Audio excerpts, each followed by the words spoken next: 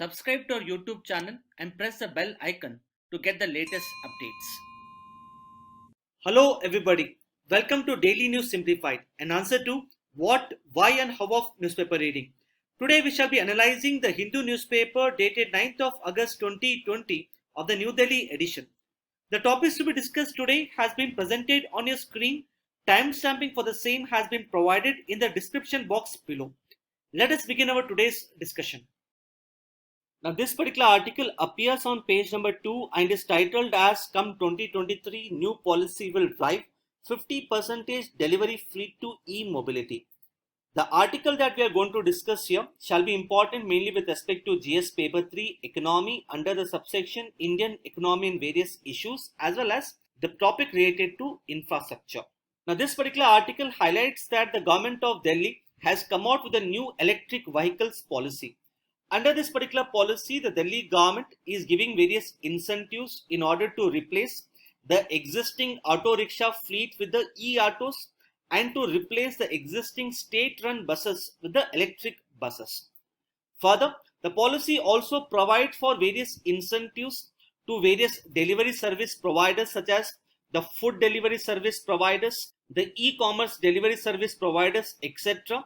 to replace their existing vehicle fleet with the electric two-wheelers. So the overall idea of this particular policy is that by 2024, at least 25% of all the new vehicle registrations should be that of the electric vehicles. Now the various details of the policy adopted by the Delhi government is not that important for the UPSC exam perspective.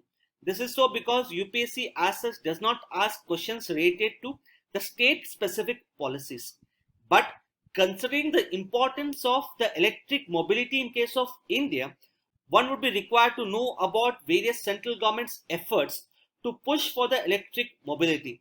And as you can see here, questions have been asked in Mains 2014 as well as Mains 2018 related to both transportation as well as energy. So as far as the UPSC prelims is concerned, from the perspective of UPSC prelims, one should be aware about the various government initiatives taken in order to boost the electric mobility. And as far as the UPSC mains is concerned, we should have to understand as to why the government of India is giving a thrust to the electric vehicles and what are the various constraints and challenges in the adoption of the electric mobility. Accordingly, based upon this particular topic, a mains question for your practice here could be, in spite of government's incentives to push for electric mobility, the adoption of electric mobility in India is saddled with multifaceted challenges. Discuss. Now coming to the first dimension, that is the need for the electric mobility in India. The Indian automobile industry is considered to be the fastest growing automobile industry across the world. So going forward, the number of vehicles plying on the Indian roads is set to increase exponentially, leading to the increase in the demand for the fossil fuels as well as increase in the air pollution.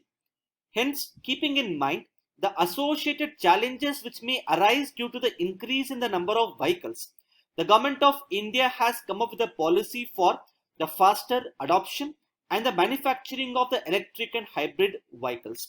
First and foremost, the transport sector as such is considered to be one of the main source of greenhouse gases in India. The road sector alone accounts for 90% of the greenhouse gas emission by the transport sector. Thus, the adoption of the electric vehicles would reduce the emission of greenhouse gases and thus enable us to meet our targets set under the Paris Climate Change Deal. Secondly, according to a recent report published by the World Health Organization, out of the 20 most polluted cities across the world, 14 cities are actually based in India. One of the main reasons for the growing pollution in the urban areas is attributed to the increase in the number of vehicles. Hence, once again, the adoption of the electric mobility has a potential to reduce the urban air pollution. Thirdly, presently India imports almost around 80% of its crude oil requirements. Now, this crude oil requirement is set to increase in future due to rapid urbanization and increase in number of vehicles. Thus, the adoption of electric mobility would reduce our crude oil requirements and help us meet our energy security. Nextly, In the recent years, rapid advancements have taken place in the field of battery technology, such as the batteries with the increased capacities, batteries that can be charged faster, etc. Thus, India must take advantages of these technological developments in order to promote environment friendly and sustainable transportation. Lastly, the transition towards the electric mobility is seen as an opportunity for the Indian manufacturing industry to invest in the new age technologies and become globally competitive. At the same time, the push for the electric mobility is set to create more amount of employment opportunities.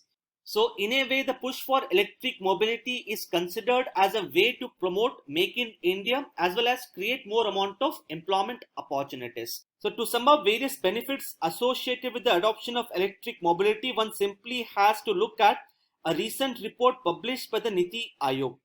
Now, as per this particular report, if India adopts the electric mobility, then by the end of 2030, the overall energy demand in case of India is set to reduce by 64%.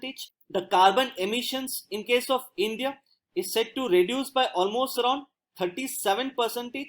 So this particular reduction in the energy demand as well as the reduction in the carbon emissions would translate into a savings of almost around 4 lakh crores. So as you can see here, the adoption of the electric mobility is not just being climate friendly, but it is also being fiscally prudent. Now coming to various government initiatives, the Ministry for Heavy Industries and Public Enterprises has come up with the National Electric Mobility Mission Plan 2020. The overall objective under this particular plan is to have at least 6 to 7 million electric vehicles by the end of 2020.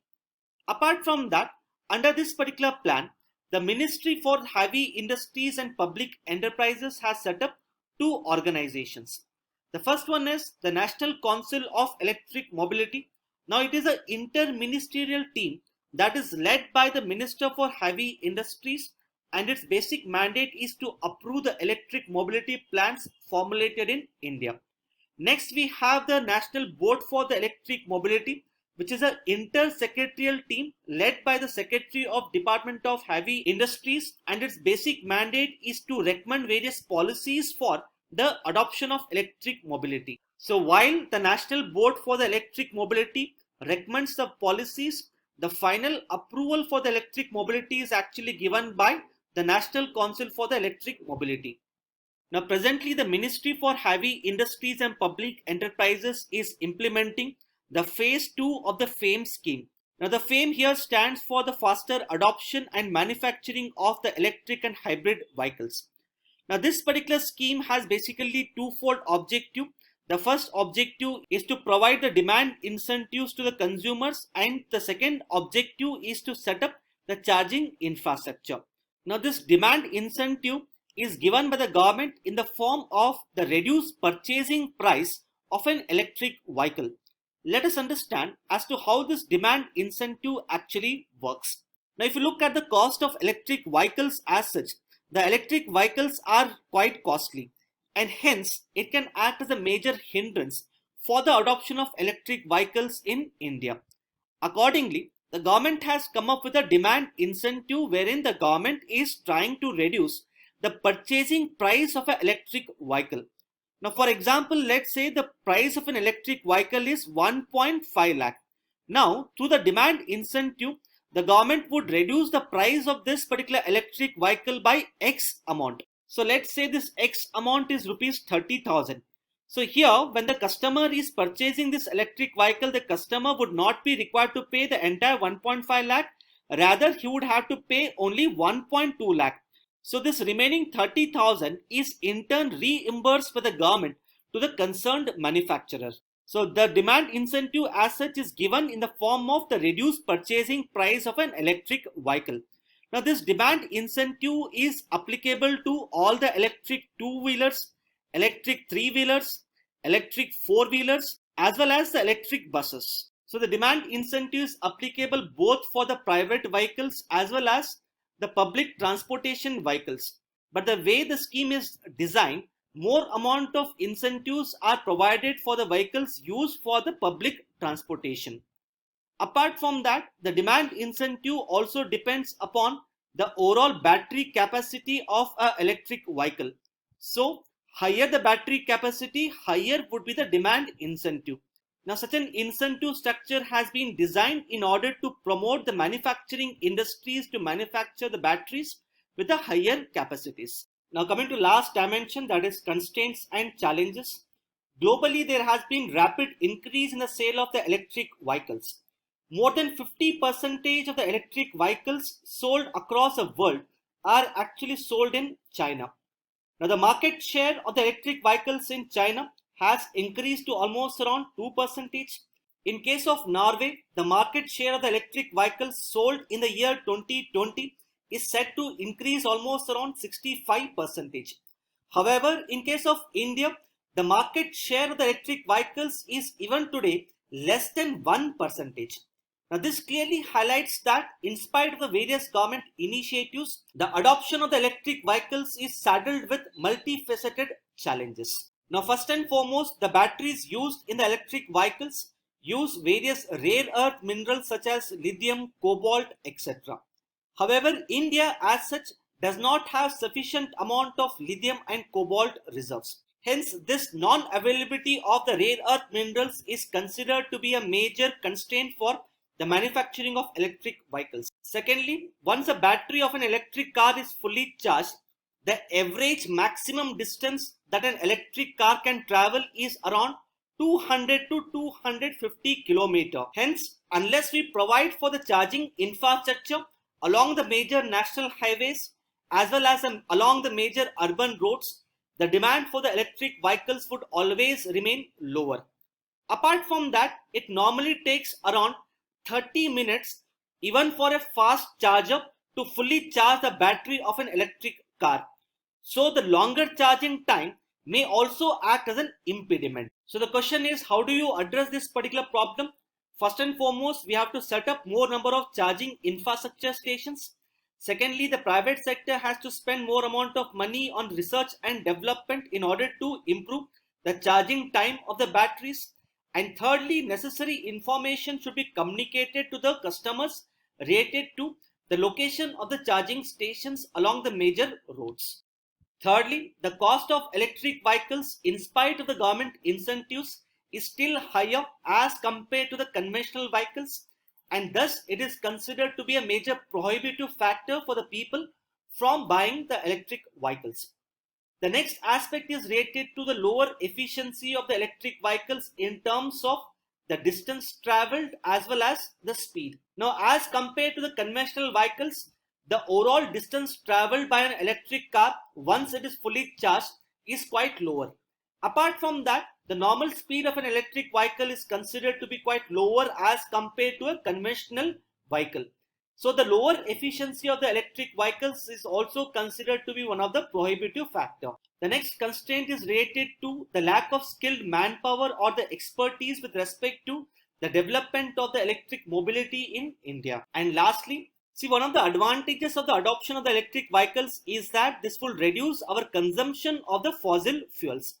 But one major problem that could arise with respect to adoption of the electric vehicles is that we would have to generate more amount of electricity in order to charge the vehicles. Now presently, almost around 70% of our electricity needs is basically met from the fossil fuels such as coal, natural gas, oil, etc. So some of the experts have pointed out that if we adopt electric mobility, then probably India would have to consume more amount of fossil fuels in order to generate more amount of electricity. So in order to address this particular problem, we would have to increase our share of the renewable energy in the total installed capacity. So the energy generated from the solar power, wind power, etc. can be in turn used for the charging of the electric vehicles. So these are some of the important aspects which you should know with respect to this particular topic. Now the next article appears on page number 10. Presently, the government of India is implementing a scheme which is known as a submission on agricultural mechanization in order to promote the mechanization of the Indian agriculture. As part of this particular scheme, the central government has recently transferred almost around 550 crore to the states. Now, so far, in order to enhance the income levels of the farmers, we have focused on enhancing the overall agricultural production.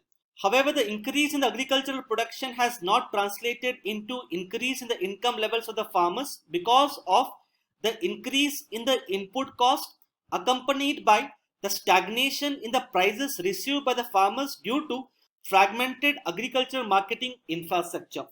Accordingly, the committee headed by Mr. Ashok Dalwai on the doubling of farmers' income has highlighted that in order to double the income levels of the farmers, we need to adopt the three-pronged strategy of reducing the input cost of the Indian agriculture, enhancing the productivity of the Indian agriculture, and enhancing the prices received by the farmers by improving the agriculture marketing infrastructure. So the reduction in the input cost is considered to be an integral component of the doubling of farmers' income. Hence, as part of reducing the input cost, the government has focused upon a number of parameters. For example, the government of India has been promoting the micro irrigation. The government of India has also been promoting the mechanization of the Indian agriculture. So as you can see, in Mains 2014, there was a direct question related to the promotion of micro irrigation in India.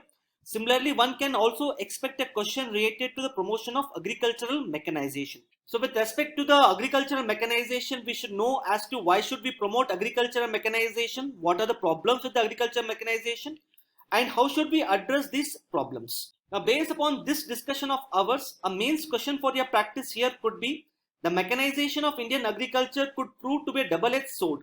In this regard, examine as to how the coverage of the agriculture mechanization can be improved. That is how to make the agriculture mechanization more inclusive and sustainable. Now coming to the first dimension, that is the need for promotion of the agricultural mechanization. Now according to some of the experts, one of the primary reasons for the present agrarian distress has been attributed to the increase in the labor cost. Hence, by adopting agriculture mechanized tools, the need for employing agricultural labor would reduce, leading to the reduction in the input cost. Secondly, if you look at the share of the small and marginal farmers in case of India, they account for almost up to 83% of the farmers, and they hold almost up to 40% of the agricultural land. However, since the agricultural land holding is quite fragmented and small, the overall efficiency of the agricultural land as such is quite poor. Hence, by promoting agricultural mechanization in the smaller and the fragmented land holdings of the small and marginal farmers, we would be able to enhance the overall efficiency of the agricultural land. Further, in the recent years, a large number of rural males have migrated to the urban areas in search of employment opportunities. This in turn has led to the increase in the share of the women farmers in the Indian agriculture. Now this is referred to as the feminization of the Indian agriculture. According to some of the experts, presently the Indian agriculture accounts for almost up to 33% of the women farmers. So going forward, we need to adopt gender-friendly agricultural machines and tools to make it easier for the women farmers to take up the agriculture. Thirdly, by using agricultural mechanization techniques such as the use of harvesters, tractors, etc., the farmers would be able to harvest their crop more faster, and this would in turn enable them to grow multiple crops in a single year, leading to increase in their income level. Agriculture mechanization will also help the farmers in the judicious use of other inputs such as seeds, fertilizers, etc. Now, as per the Dalwai panel, the adoption of agriculture mechanization has a potential to reduce the input cost by 25%, enhance the productivity by 20%, leading to an overall increase in the income levels of the farmers by almost up to 25 to 30%. Keeping in mind various benefits associated with agriculture mechanization, the Government of India has launched the Submission on Agriculture Mechanization. Now, this is a submission under the National Mission on Agricultural Extension and Technology. Now, if you look at tractors, harvesters, etc., they are quite costly and hence they cannot be bought by the poor farmers. So what we have done under the Submission on Agricultural Mechanization is that we have set up the custom hiring centers at the village level. Now, through the custom hiring centers, the small and marginal farmers as well as the poor farmers can hire various agriculture machines and tools on a temporary basis. These custom hiring centers are in turn managed by the rural youths. So in a way, on one hand, the custom hiring centers are promoting agricultural mechanization, and on the other hand, they are promoting employment opportunities for the local youths. Now, in spite of these benefits associated with the agricultural mechanization, the Green Revolution has shown us that agricultural mechanization would have an adverse impact on environment. It can have a social as well as economic cost. That is why the Committee on Doubling of Farmers' Income has highlighted that the agriculture mechanization can as such emerge as a double-edged sword. That is, on one hand, it can have a number of benefits, while on the other hand, if it is not judiciously employed, then it can lead to an adverse impact. Now, for example, as the Green Revolution has shown us, the introduction of agricultural pump sets, which is considered to be a form of agricultural mechanization, has led to the higher exploitation of the groundwater. Similarly, the introduction of combined harvesters has led to the increase in the instances of the stubble burning, leading to the increase in the air pollution. Then the smoke from machines has led to the increase in the air pollution in the rural areas. Then the use of heavy machineries has also led to the soil erosion. As far as the social cost is concerned, the deployment of agricultural machineries could lead to the displacement of the unskilled labor, leading to the increase in the unemployment. Similarly, right now the agricultural mechanized tools as such are not gender friendly, and hence they go against the feminization of the Indian agriculture. Thirdly, the agriculture machines and tools as such are quite costly. So if you look at the small and marginal farmers, usually the banks are reluctant to give loans to the small and marginal farmers. So because of which the small and marginal farmers rely on the money lenders for the loans to buy various agriculture machines and tools. So this in a way lead to a vicious cycle of debt. So the question here is, how do we address these problems with the agricultural mechanization in order to ensure that the agricultural mechanization is more inclusive, sustainable as well as environment friendly? See, first and foremost, we have to address the needs of the small and marginal farmers. So in order to do this, we have to set up more number of custom hiring centers. Similarly, recently the government of India has unveiled an Uber-like app for the farmers. So just like how you can use an Uber to book a cab, this particular app can be used by the farmers in order to book agriculture machines and tools on a rental basis. So going forward, we need to expand the footprint of the custom hiring centers in the village level, and also ensure that more number of farmers come on board and adopt this particular app. Secondly, we need to focus upon the environment friendly machines such as the happy seeders to make agriculture mechanization more sustainable and environment friendly. Thirdly, as stated before, the banks as such are reluctant to give loans to small and marginal farmers to buy various agriculture machines and tools. So in order to address this particular problem, the government should come out with a direct benefits transfer to give money to the small and marginal farmers to buy various agricultural machines. Fourthly, as highlighted before, there is a possibility that the introduction of agriculture machines and tools could lead to the displacement of the unskilled labor. So we need to focus upon the skilling of the rural youths so that such rural youths can be in turn absorbed into the Indian manufacturing sector. And lastly, the Committee on Doubling of Farmers' Income has highlighted that so far as agriculture mechanization is concerned, we are focused traditionally on introduction of agriculture machines and tools. So going forward, we need to go beyond the traditional concept of agricultural mechanization and adopt the advanced technology such as the satellite technology, artificial intelligence, big data, etc. So these are some of the important aspects which you should know with respect to this particular article.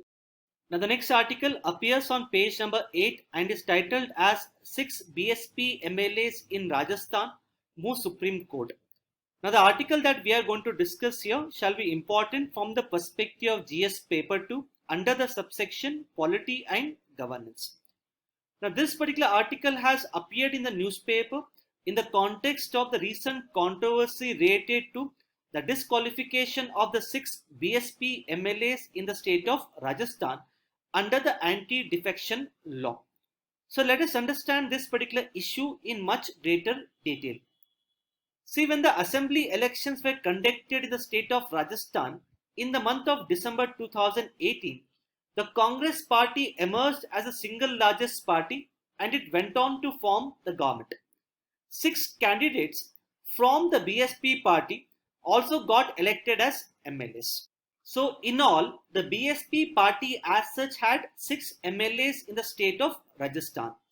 Later, in the month of September 2019, all of these 6 BSP MLAs in turn decided to merge with the Congress party, that is the ruling party, without taking the prior approval of their parent party, that is the BSP. So without taking the prior approval of their parent party BSP on their own, these 6 MLAs decided to merge with the Congress. Now, under the 10th schedule dealing with the anti-defection, as you all must be aware, there is an exception. The exception here is if 2/3 of the members of a political party join with another political party, then these members as such cannot be disqualified under the anti-defection. Now, if you look at the number of MLAs which the BSP had, it had totally 6 MLAs. So 2/3 of the 6 MLAs in this particular case would be 4 MLAs. So if 4 MLAs decided to merge with the Congress, then these 4 MLAs as such would not be disqualified under the anti-defection. But what actually happened in the state of Rajasthan is all of these 6 MLAs decided to merge with the Congress party. So since this was an exception that was provided under the 10th schedule, this particular merger of the 6 BSP MLAs with the Congress was in turn approved by the Speaker of the Rajasthan State Assembly in the same month of September 2019. Later, in the month of March 2020, a BJP MLA from the state of Rajasthan has now challenged the action of the Speaker. So let us understand what is the present controversy all about. See, now the BSP MLAs, that is all of these 6 BSP MLAs, they are arguing that they cannot be disqualified under the anti-defection because here more than 2/3 of the members have merged with the Congress party, and because of such a merger they cannot be disqualified under the anti-defection. Now, as far as the parent party is concerned, that is the BSP, as well as the party in opposition, BJP, now both these parties believe that these MLAs as such stand to be disqualified under the anti-defection. That is, these 6 BSP MLAs cannot be given protection under the anti-defection. Now, the argument put forth by these two political parties is that these 6 MLAs, they have decided to merge with the Congress on their own without taking the approval of the parent party, that is the BSP. So both BSP as well as BJP are arguing that these 6 MLAs should have taken the prior approval of the parent party, and apart from the prior approval, the exemption under the disqualification would be provided only when there is a merger of the parent political party at the national level. So what they are basically arguing here is only if the BSP and Congress have merged at the national level, only then these members as such cannot be disqualified in the state of Rajasthan. Now, if you look at the argument put forth by the 6 BSP MLAs, they have argued that there is no need for the national level merger of the BSP and the Congress. The merger as such has taken place at the state level, and for which they need not take the approval of the parent political party. Now, if you look at the 10th schedule of the Indian Constitution, even the 10th schedule of the Indian Constitution is silent with respect to the merger of the political parties. That is, the 10th schedule of the Indian Constitution does not clearly mention as to whether the MLAs have to take the prior approval of the parent political party. Moreover, the 10th schedule is also silent as to whether only the merger at the national level would protect the members from the disqualification at the state level. So the matter as such is presently before the Rajasthan High Court. Now, the 6 BSP MLAs have now asked the Supreme Court to take up this particular matter from the Rajasthan High Court. So the question as to whether these 6 BSP MLAs, whether they are disqualified under the anti-defection or not, Now this is pending before the court of law and hence the matter as such is sub judice. In our previous DNS videos, we have discussed in much greater detail about all the aspects related to the anti-defection, such as the constitutional provisions related to the anti-defection, the problems with respect to the anti-defection, how various constitutional and judicial norms are being violated with respect to the anti-defection, and so on. So what we would do in this particular video analysis is, taking the previous issues forward, we shall discuss as to what are the various reforms which have been suggested in the anti-defection law by various committees appointed by the Government of India. Now in this particular discussion, we shall discuss about the committees such as the Dinesh Goswami Committee, the Halim Committee, the Law Commission, the National Commission to review the working of Indian Constitution, and so on. Now before going through this particular slide, I would advise you to read and revise basically two aspects. The first aspect is about the basic provisions of the anti-defection, and second aspect is related to the problems in the implementation of the anti-defection, wherein both these aspects we have covered it in our DNS dated 31st of July 2020. First and foremost, the Dinesh Goswami Committee has highlighted that the Speaker of the House has sometimes taken the politically biased decision to decide on the disqualification of the members under the 10th schedule. Accordingly, this particular issue of the disqualification of the members should be decided either by the President or the Governor, as the case may be, based upon the recommendations of the Election Commission of India.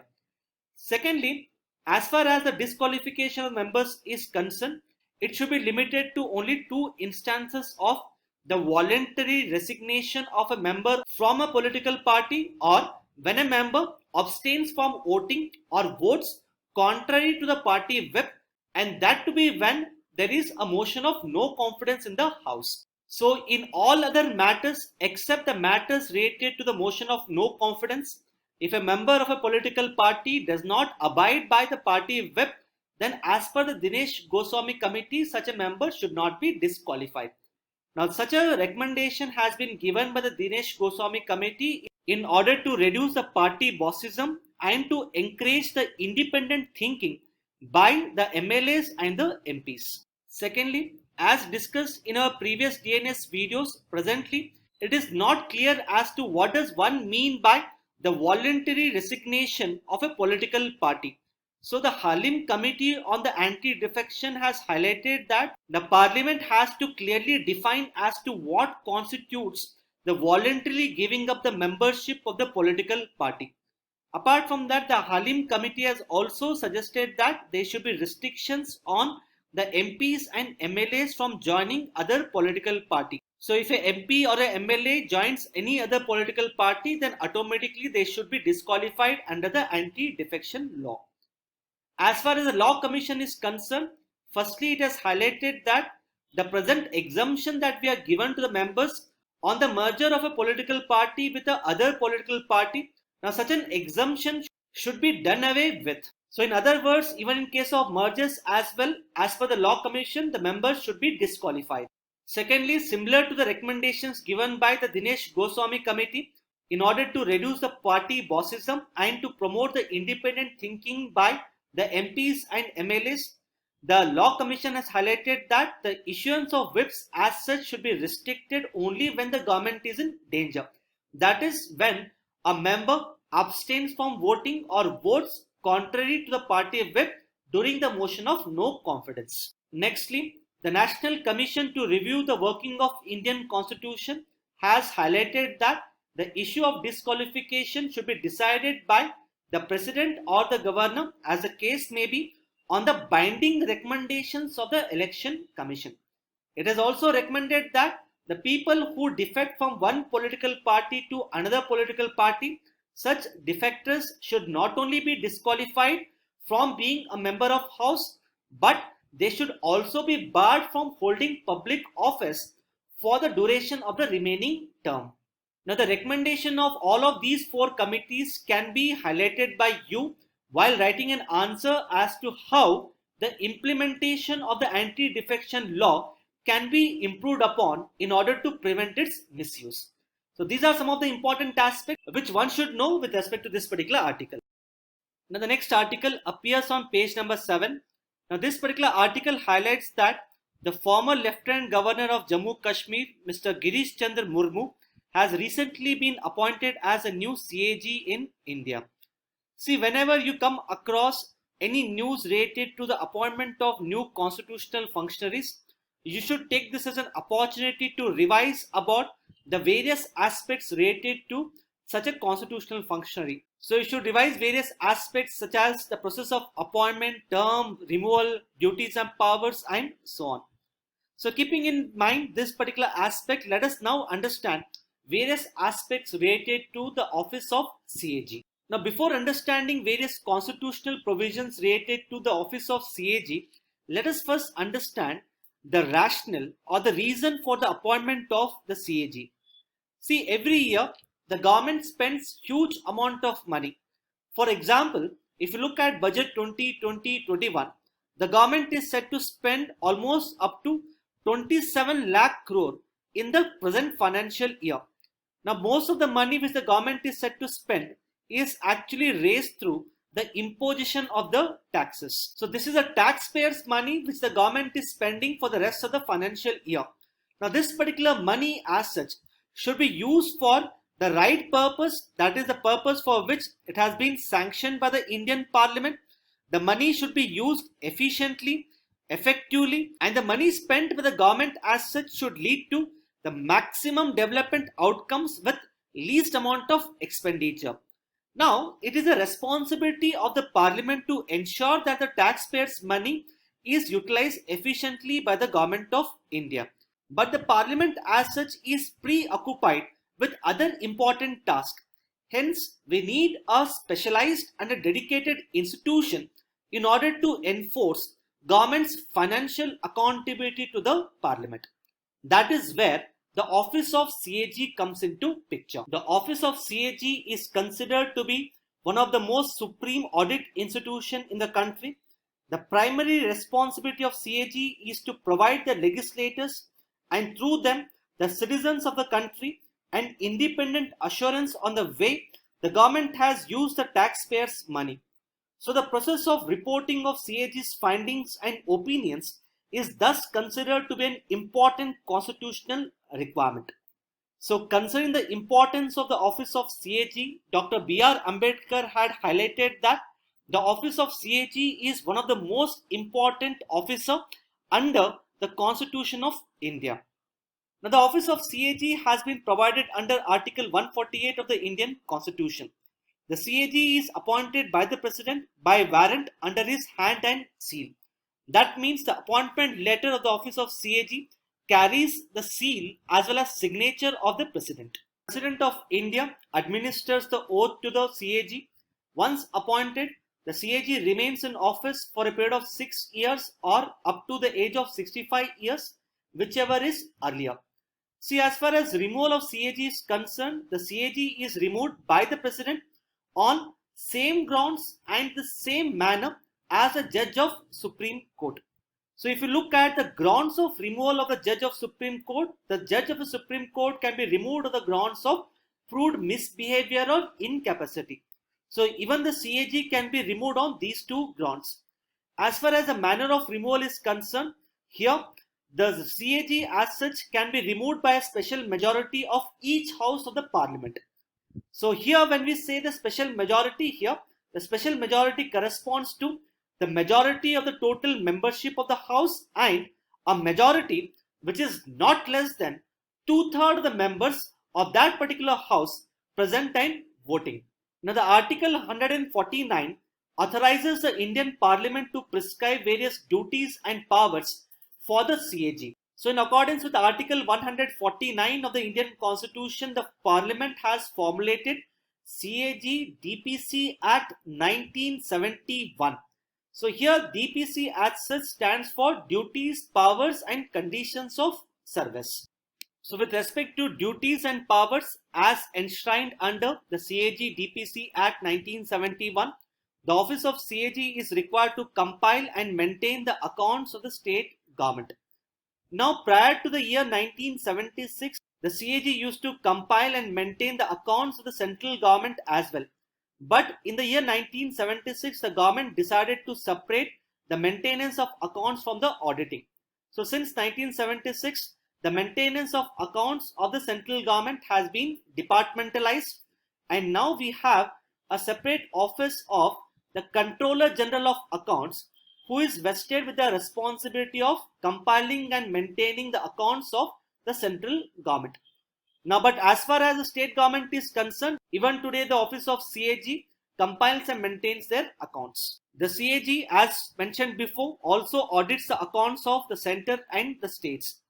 Further, the CAG also audits the receipts and expenditures of those organizations which are substantially funded either by the center or the states. Then the CAG also audits the government companies as well as corporations. The audit of the government companies is carried out in accordance with the Companies Act, and the audit of the government corporations is carried out in accordance with the law under which the corporation has been set up. Once the accounts are audited, the accounts are submitted to the president or the governor as the case may be. So once the accounts are submitted by the office of CAG, these accounts are in turn placed before the appropriate legislature by the president or the governor. Now in the parliament, we have a parliamentary committee known as the Public Accounts Committee. The Public Accounts Committee has 22 members. Out of these 22 members, 15 members are from Lok Sabha and 7 members are from Rajya Sabha. Now these members are elected every year based upon the proportional representation by the single transferable vote. Usually the chairperson of the Public Accounts Committee happens to be a person from the opposition party. Now, the basic mandate of the Public Accounts Committee is to review the audit report submitted by the office of CAG. So the CAG works in the close coordination with the Public Accounts Committee in order to enforce the government's financial accountability towards the parliament. That is why the office of CAG is referred to as a friend, guide and philosopher of the Public Accounts Committee. With respect to types of audits carried out by the office of CAG, the 3 types of audits carried out are financial audit, compliance audit and the performance audit. Financial audit, as the name suggests, this is an audit which is carried out in order to ascertain whether accounting standards have been followed or not. Next is a compliance audit. Now as part of the compliance audit, the CAG ensures that the money spent by the government of India has been sanctioned by the parliament. Further, the CAG also ensures that the money spent by the government is in conformity with relevant laws, rules and regulations. Now, as far as the performance audit is concerned, the performance audit is a discretionary audit that is carried out by the office of CAG. As part of the performance audit, the CAG goes beyond the compliance audit, wherein as part of the performance audit, the CAG does not merely look at whether the parliament has sanctioned the money.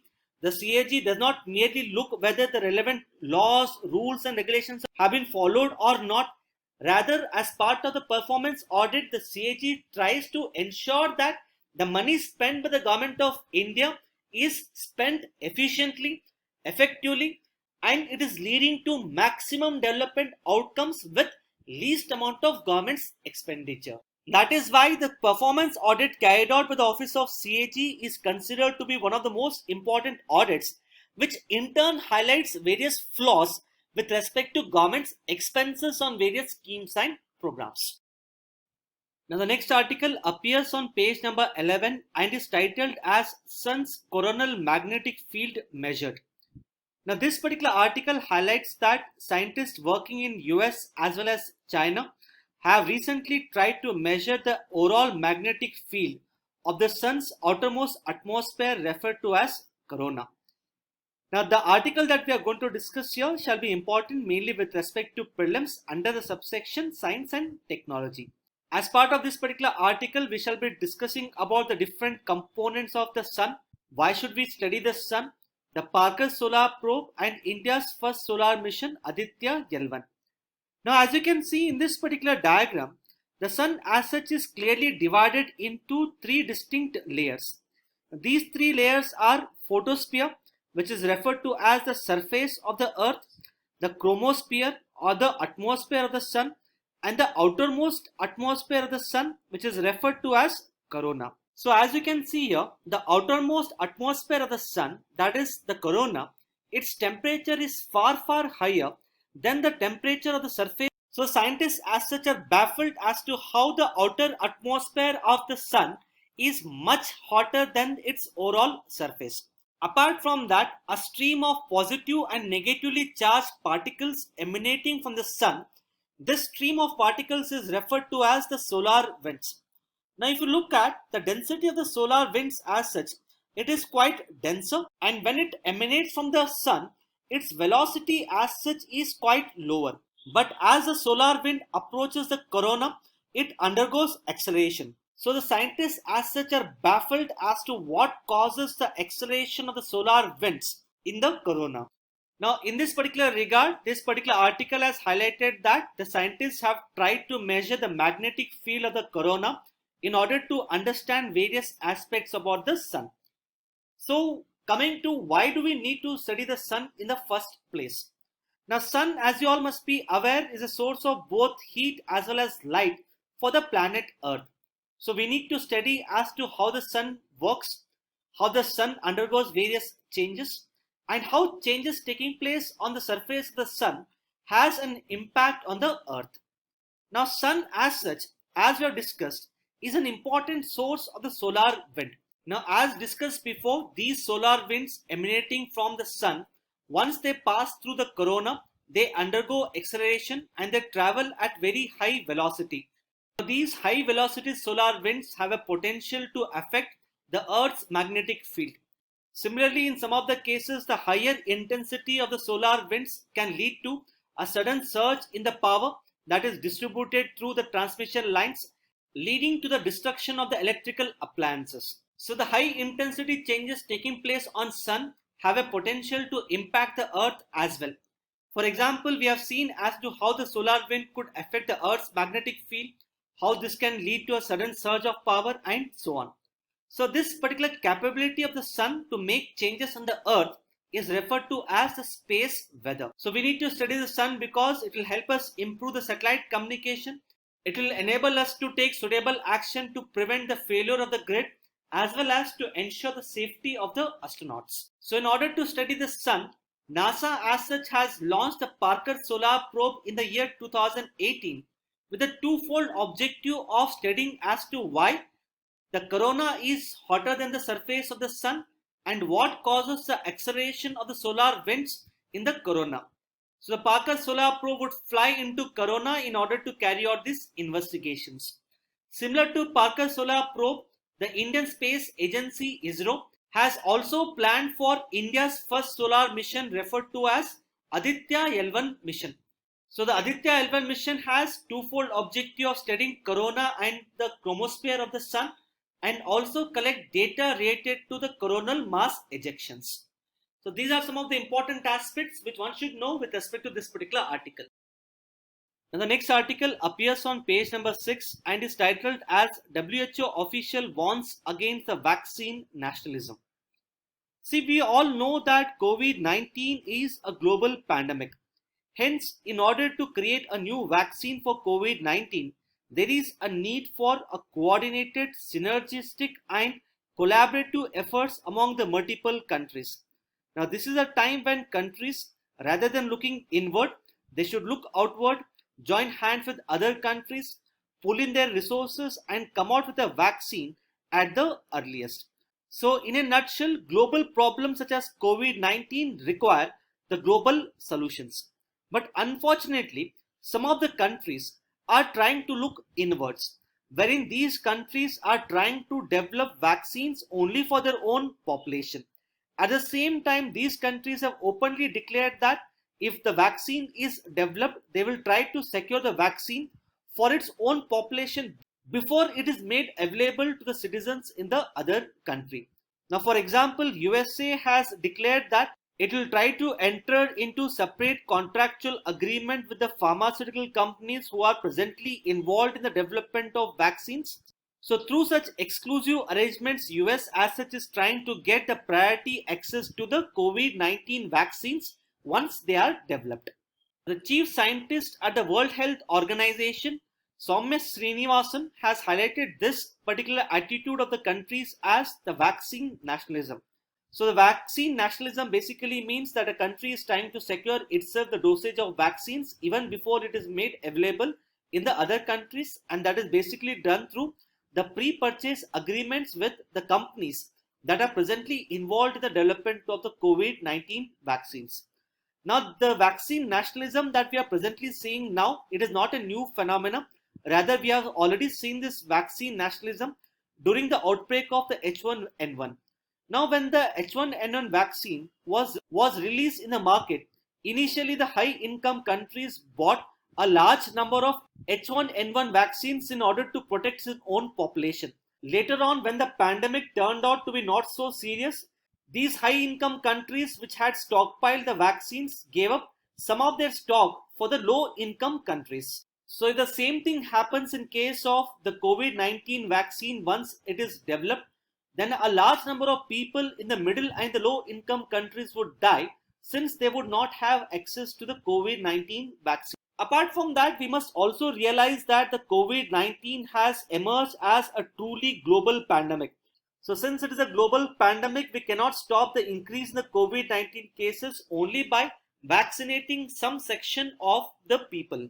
Apart from that, if you look at the development of various medicines ranging from that of smallpox to Ebola, now it was a historical collaboration among the multiple countries that led to the huge success. So we must realize that if the countries had turned inward and adopted vaccine nationalism in order to deal with the diseases in the past, then the global health indicator as such would have continued to remain poor. So it was basically the global efforts among the multiple countries which led to the development of medicines as well as vaccines for a number of diseases. So taking a cue from the historical experiences, the countries must come together, pool in their resources and try to find the vaccine for COVID-19 as early as possible. Now, as far as prelims is concerned, one should be required to understand the various efforts which are taken by the countries across the world to deal with the COVID-19. Now, if you look at the Solidarity Trial, it is an international clinical trial launched by the World Health Organization in order to find an effective treatment for the patients who are dealing with the COVID-19. So the Solidarity Trial as such is not a trial for the vaccine, rather it is a trial for the treatment of the patients who are dealing with the COVID-19. So as part of the Solidarity Trial, existing drugs such as Remdesivir are being tested as to whether they would improve the survival rates of the COVID-19 patients. Next, we have the Recovery Trial of UK, wherein the treatments such as dexamethasone, azithromycin are being tested for their efficacy in treating the patients suffering from the COVID-19. Next, we have the Operation Warp Speed. Now, this is a multi-agency coordinated approach in USA in order to accelerate the development and the production of the COVID-19 vaccine. Next, we have the Coalition of the Epidemic Preparedness Innovations.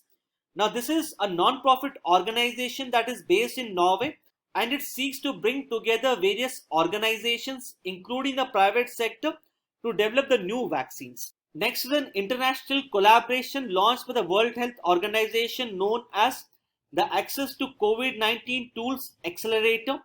Now, the overall agenda of this global collaboration is to accelerate the development, production, and to ensure fair and equitable access to the COVID-19 diagnostics, treatment, as well as vaccines. Now, as part of the Access to COVID-19 Tools Accelerator, the World Health Organization has set up the COVAX facility. Now, as part of the COVAX facility, which is a global collaboration, the vaccine candidates are being chosen. Then once they are chosen, we are entering into the contract with the manufacturers in order to ensure the access to the dosage of the vaccines once they are developed. So the COVAX facility as such would acquire the COVID-19 vaccines from the vaccine manufacturers, and then these vaccines would be made available to the people across the world. So the COVAX facility as such aims to procure around 2 million doses of the COVID-19 vaccines by the end of 2021. So these are some of the important aspects which one should know with respect to your prelims examination. Now today, that is August of 9th, the global community celebrates the World Tribal Day. It was the United Nations General Assembly in the year 1994 decided to celebrate August 9 every year as a World Tribal Day. Now the date of August 9 was so chosen because it was on this particular day the United Nations Working Group on Indigenous Population met for the first time in Geneva in the year 1982. So since the year 1994, we have been celebrating the World Tribal Day on 9th of August. The theme of this year's World Tribal Day is COVID-19 and the indigenous people resilience. Apart from that, for the decade 1994 to 2004, the United Nations had declared this particular decade as the first international decade of the world's indigenous peoples. Apart from that, the Commission on Human Rights had adopted a resolution in April 2000 in order to establish the permanent United Nations Forum on the indigenous issues. Now presently almost around 7,000 languages are spoken across the world, out of which 4,000 languages are spoken by the tribal people. However, according to United Nations, every week our indigenous language is getting disappeared. Accordingly, in the year 2019, the United Nations had decided to observe this particular year as the International Year of Indigenous Languages in order to persuade, convince and create awareness to the people about the importance of the indigenous languages. So please do remember some of the important facts related to the World Tribal Day. Now coming to the FAQ page, that is page number 12. Now in this particular page, there are two articles that are important from the perspective of UPSC examination. The first article is related to the recent cartographic challenge posed by Pakistan. Now this particular article has already been discussed in our DNS dated 7th of August 2020. The second article is related to how the tabletop airports be made safer. Now from this particular article, one would be required to understand as to what are the various measures taken by the government of India in order to improve the civil aviation security. The same has been discussed in our DNS dated 8th of August 2020. That is why both these articles we are not taken up for discussion in the today's DNS. The reference to these two DNS videos has been given in the description box below for your reference. With this, we have come to the end of today's discussion. Now let us have a look at the question for the day.